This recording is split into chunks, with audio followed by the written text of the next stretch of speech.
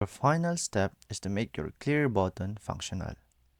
Add a click event listener to the clear cart button. Okay, clear cart button. Then interpolate the add event listener built-in function, and inside of it would be the click event.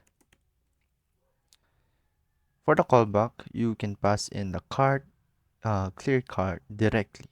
Okay, it's talking about this one. However, doing so will not work because the context of this will be the clear cart button element. You need to bind the clear cart method to the cart object. So it says if we clicked the clear cart button